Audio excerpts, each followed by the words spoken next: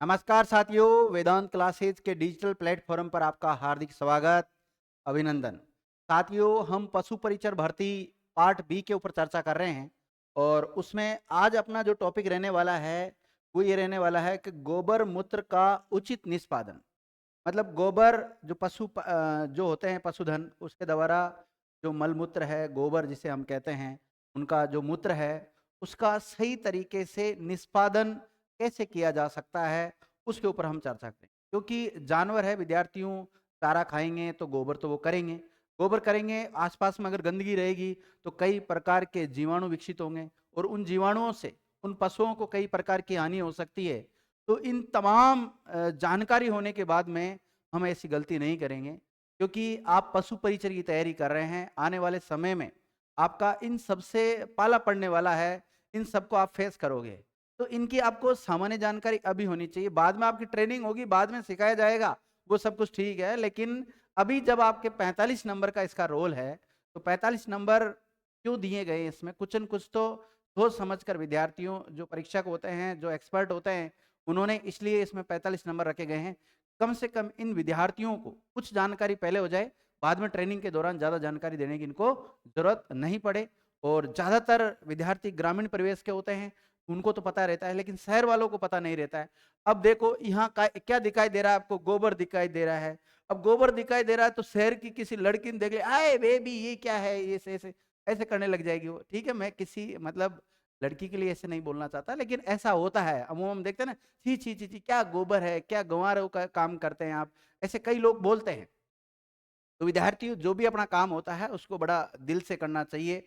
मैं खुद एक किसान का बेटा हूँ। गांव में जब जाता हूँ तो विद्यार्थी जैसे कई शहर के लोग होते हैं, गांव जाते हैं तो वो गोबर को देख के उनके पैर वगैरह खराब हो जाते हैं, तो बड़े मतलब ऐसे नाराज टाइप के हो जाते हैं। लेकिन हमें ऐसा कुछ भी नहीं होता है। गोबर ठीक है, उसके कई प्रकार के उपयोग भी होते हैं। अगर अब देखते हैं हम, जैसे कई गांव में या डेयरी जो फार्म होते हैं उसके आसपास गंदगी ना रहे और उस गोबर का, उस मल मूत्र का सही उपयोग किस प्रकार हो सके, जिससे उस किसान की, उस पशुपालक की आय में भी वृद्धि हो सके। हमारा मेन उद्देश्य क्या है कि भाई उसका सही तरीके से निष्पादन करना। तो कैसे उसका निष्पादन होगा, जैसे जैसे उसकी कई प्रकार की खाद है, वो बनाकर, अगरबत्तियां बनाकर उसका हम उपयोग में ले सकते हैं। जैसे मूत्र का प्रयोग कई कीटनाशक या फिर आयुर्वेद में कई दवाइयां बनाने में इनके गौमूत्र का यूज होता है। इन तमाम चीज़ों को हम देखने वाले हैं कि इसके अंतर्गत हम चर्चा किस-किस के बारे में करेंगे।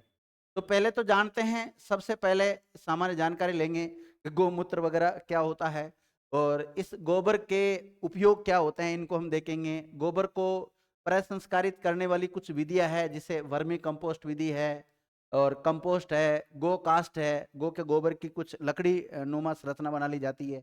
वो गोबर के उपले जानते होंगे, कई जगह उपले बोलते हैं, कई जगह कंडे बोलते हैं, कई जगह छाने बोलते हैं। अलग अलग क्षेत्रों में अलग अलग नाम से जाना जाता है। बाकी सामान्यतः जो शब्द यूज लिया गया है, गोबर के उपले नाम यूज लिया गया है। आगे मैं आपको इनके चित्र भी दिखाने वाला हूँ, उससे आपका क्लियर हो जाएगा किसके ऊपर चर्चा कर रहा हूँ। एक बायोगैस होता है और एक गो अगरबत्ती होती है। इसके अलावा गोमूत्र के उपयोग क्या क्या होता है, इसके बारे में हम चर्चा करेंगे। एक सेंट्रल गवर्नमेंट के द्वारा एक योजना चला रखी है, गोवर्धन योजना, जिसे galvanising organic bio agro resources धन योजना के नाम से जाना जाता है।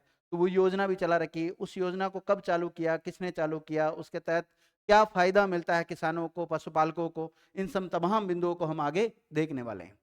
तो सामान्य जानकारी में ऐसा कोई स्पेशल मैं बताने वाला नहीं हूँ कि सामान्य जानकारी में क्या बताएंगे सर, ऐसा कुछ नहीं। सामान्य मैं इसको पढ़ के बता देता हूँ। तो पशुओं से प्रतिदिन मल मूत्र आदि पदार्थ उत्पन्न होते हैं, ये सब जानते हैं हम। इनके अनियमित और अनियंत्रित वेवन से पशुशाला के आसपास का माहौल दूषित हो जाता है। अगर प्रॉपर तरीके से तो साफ सफाई नहीं रखी गई, थोड़ा प्रॉपर तरीके से दूरी नहीं रखी गई, तो वहां पर विद्यार्थियों गंदगी पैदा हो जाती है। गंदगी पैदा होगी तो फिर वहां से कई प्रकार के रोगाणु और उनके वाहक उत्पन्न हो जाते हैं, जिससे पशु को और पशुपालक के शरीर में रोग उत्पन्न हो जाते हैं। विद्यार्थी जो उनको पशुओं को पालते हैं ना, उन उन व्यक्तियों के भी कई प्रकार के ऐसे चरम रोग हो जाते हैं।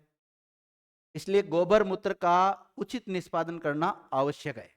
तो ये तो बात कर ली हमने सामान्य जानकारी में, तो भाई ये जरूरी होता है। अब जानेंगे कि गोबर के उपयोग। देखो गोबर का उपयोग क्या क्या होता है, इसको देखेंगे।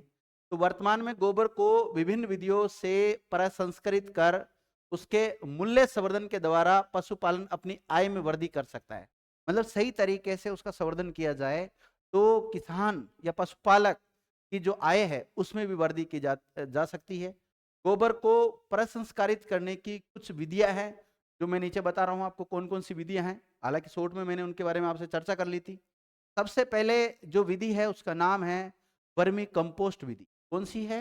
वर्मी कंपोस्ट विधि। ये दिखाई दे रहा है आपको ऐसा खाद, इसमें देख लीजिए। ये गांव की भाषा में इनको क्या बोलते हैं? हमारे तो गंडुले बोलते हैं। अब आपकी भाषा में क्या बोलते हैं, आपके आसपास क्या बोलते हैं? बरसात के दिनों में देखे होंगे आपने ऐसे, ठीक है, केंचुआ जिसको बोलते हैं। तो ये भी खाद बनाने का काम करता है। कैसे? देखिए, कंपोस्ट खनिज तत्वों वर्मी कंपोस्ट खनिज तत्वों एवं मृदा जीवाणु से भरपूर एक उत्तम जैव उर्वरक है। ये केंचुओं के द्वारा गोबर को विघटित करके बनाई जाती, मतलब गोबर में इनको डाल दिया जाता है और फिर ये गोबर को खाते हैं। फिर ये जो इनका मतलब पोटी जो करते हैं उससे जो खाद बनती है उसको वर्मी कंपोस्ट खाद कहते हैं। और बहुत ही मतलब लाभदायक होती है, बहुत गुणकारी खाद होती है। तो एक तो इस प्रकार से गोबर का यूज कर सकते हैं हम। दूसरा एक है कंपोस्ट। क्या है? कंपोस्ट। तो कंपोस्ट खाद कैसे तैयार की जाती है उसको देखिए। कंपोस्ट एक प्रकार की खाद है जो जैविक पदार्थों के अपघटन और पुनर्चक्रण से प्राप्त की जाती है। इसको बनाने का सबसे सरल तरीका क्या है? जैसे नम जैव पदार्थ, जैसे पत्तियां, बचा हुआ खाना, गोबर आदि का ढेर बनाकर कुछ समय तक रख देते हैं ताकि इसका विघटन हो जाता है। देखा होगा आपने, जो ग्रामीण इलाके के लोग हैं वो अच्छी तरह जानते हैं। एक खड्डा सा खोदते हैं और उस खड्डे में गोबर भी डालते हैं, सब्जी बच जाती है वो भी डाल देते हैं, झाड़ू निकालते हैं उसका कचरा होता है उसको भी डाल देते हैं, और फिर पानी वानी भी डालते रहते हैं। बरसात का पानी आता है वो भी उसमें जाता रहता है। और कुछ समय के बाद में, साल या 2 साल के बाद में, उसमें शानदार तरीके की खाद बन जाती है। फिर उसको खेतों में डालते हैं। तो उसमें जो रासायनिक पदार्थ होते हैं जैसे यूरिया, डीएपी वगैरह वो डालने की जरूरत नहीं होती। देसी खाद डालते हैं तो उससे जो आने वाली जो उपज होती है बहुत शानदार तरीके की होती है। तो भूमि की उपजाऊता को बढ़ा देती है वो खाद। तो इसको बोलते हैं कंपोस्ट खाद। तो एक तो वर्मी कंपोस्ट खाद है, केचुए के द्वारा जो खाद तैयार की जाती है उसको वर्मी कंपोस्ट कहते हैं। और डायरेक्ट नेचुरल तरीके से जो खाद तैयार की जा रही गोबर से उसको क्या कहते हैं? कंपोस्ट खाद कहते हैं। एक होता है विद्यार्थियों गो कास्ट। इस गोबर से क्या बनाई जाती है? गो कास्ट। देखो, कास्ट मतलब लकड़ी होता है, गो मतलब गाय। गो का मतलब गोबर से भी लिया गया यहाँ पर। गोबर से एक लकड़ी बनाई जाती है। सर गोबर से लकड़ी कैसे बनाएंगे? देखिए विद्यार्थियों, ये आपको कुछ इमेजें दिखाई दे रही है, ये सब लकड़ी बना रखी है। और ये किसकी है? ये किसी पेड़ को काट के, लकड़ी, पेड़ को काटने के बाद में जो लकड़ी बनती है वो नहीं है। ये गोबर से लकड़ी बनाई गई है। कैसे बनती है वो देख लीजिए आप, कि यह गोबर के द्वारा तैयार की गई एक कृत्रिम लकड़ियां होती है। जो गो कास्ट का उपयोग कहाँ कहाँ होता है? मतलब गोबर से की जाती है, कृत्रिम तरीके से की जाती है, रेडीमेड तरीके से ये बनाई जाती है। अब इस लकड़ियों का प्रयोग कहाँ करते हैं हम? एक तो दाह संस्कार में करते हैं हिंदू समाज में, जैसे कई व्यक्तियों का दाह संस्कार होता है मरने के बाद में, तब करते हैं। इसके अलावा पूजा सामग्री में इसका उपयोग किया जाता है, हवन में भी इसका प्रयोग किया जा सकता है। इससे क्या होगा विद्यार्थियों? पर्यावरण संतुलन भी बना रहेगा। क्योंकि हमें चूल्हा वगैरह जलाने के लिए लकड़ियों की आवश्यकता पड़ती है, या फिर ये सारे जैसे पूजा सामग्री, हवन करने या कोई दाह संस्कार करने, इसके लिए लकड़ी की आवश्यकता पड़ती है। अब हम लकड़ी की आवश्यकता नहीं पड़ेगी, बल्कि इसकी जगह पर हम गो कास्ट का प्रयोग करेंगे, तो कहीं ना कहीं पेड़ को नहीं काटना पड़ेगा। पेड़ नहीं काटेंगे तो पर्यावरण संतुलन सही बना रहेगा। तो देखिए यहाँ पर क्या लिखा हुआ है, इससे प्रतिवर्ष कटने वाले वृक्षों में कमी आएगी और पर्यावरण भी शुद्ध रहेगा। तो मतलब देखो कैसे हम मतलब एक पशु पालन कर रहे हैं जिससे हम पर्यावरण को भी बचा के रख सकते हैं। क्योंकि इस बार देखा होगा इस सीजन में कितनी भयंकर गर्मी पड़ी, लोगों को याद आया प्रत्येक व्यक्ति पेड़ लगाएंगे पेड़ लगाएंगे, लेकिन अब कोई नहीं लगा रहा, सब भूल गए। जब गर्मी पड़ रही थी तब तो सबको याद था। आगे देखो और क्या मतलब दूसरी विधि क्या है? गोबर के उपले बनाकर। अब देखो मैंने कहा था ना, कोई छाने बोलता है, कोई उपले बोलता है, कोई कंडे बोलता है। तो ये देख लीजिए भाई, ये गोबर के जो बना रखे हैं इनको क्या बोलते हैं आप अपने स्तर पे देख लेना आपके गांव में। हाँ, सभी विद्यार्थी कमेंट करके जरूर बताना आपके गांव में, आपके परिवार में, आपके मोहल्ले में इसे किस नाम से जानते हैं।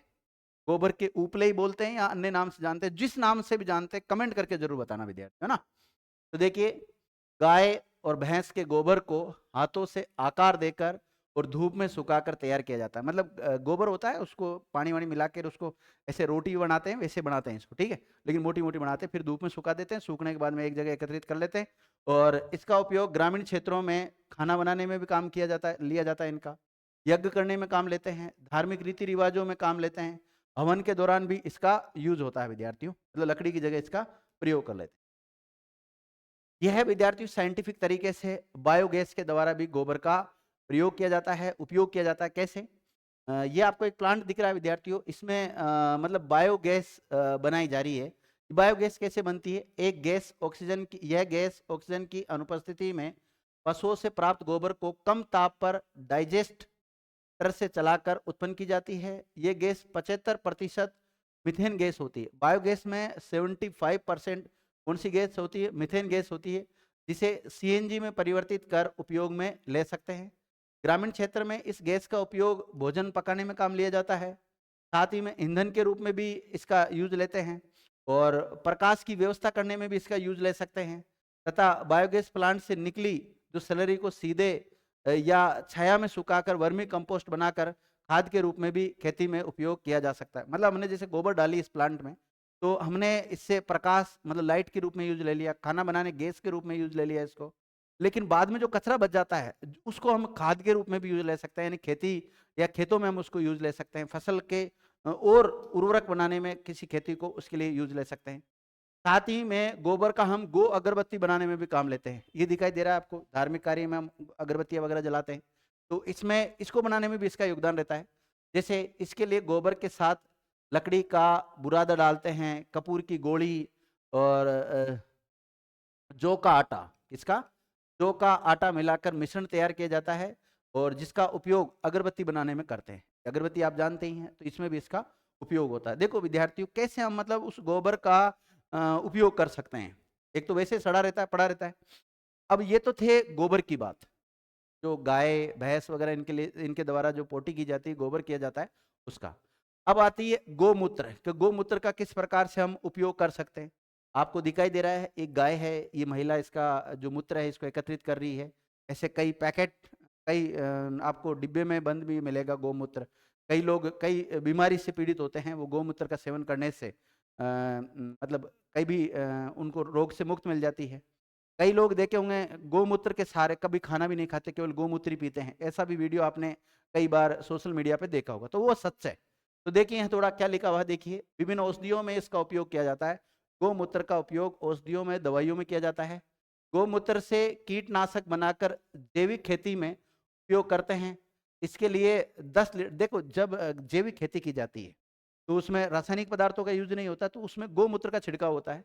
10 लीटर गोमूत्र में 500 ग्राम लहसुन कूटकर आधा किलो यानी कि, और 50 मिलीलीटर केरोसिन मिला देते हैं, और फिर उसका छिड़काव कर देते हैं, तो उससे कीटनाशक दवाई तैयार हो जाती है। आयुर्वेद के अनुसार गोमूत्र विषनाशक है। कैसा है गोमूत्र? विषनाशक है, जहर का भी नाश करने वाला है, और जीवाणुनाशक है, और जल्द पचने वाला होता है।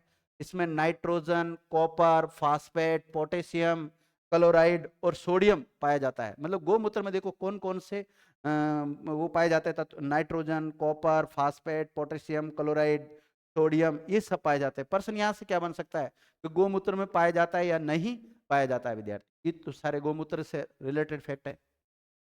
इसके अलावा एक गोबरधन योजना है विद्यार्थियों, GOBARDHAN, गोबरधन। तो यहाँ गोबर का जो अर्थ है विद्यार्थियों, इसका जो फुल फॉर्म है वो क्या है? या galvanising organic bio agro resources धन, इसका पूरा नाम है। इस योजना को विद्यार्थियों 2018 में चलाया गया था, 1 फरवरी 2018 में। इसकी शुरुआत केंद्रीय मंत्री अरुण जेटली के द्वारा की गई थी उस समय। और कहाँ से शुरुआत की थी इसकी? हरियाणा से। कहाँ से शुरुआत हुई थी? हरियाणा से। इसका जो पूरा नाम है वो तो मैंने बता ही दिया आपको, galvanising organic bio agro resources धन योजना इसका पूरा नाम है। ये एक बहुउद्देशीय योजना है जिसे ग्रामीण क्षेत्रों में ठोस तथा तरल अपशिष्ट प्रबंधन के उद्देश्य से शुरू किया गया है। चाहे ठोस हो चाहे तरल हो, उस अपशिष्ट के प्रबंधन से संबंधित योजना है।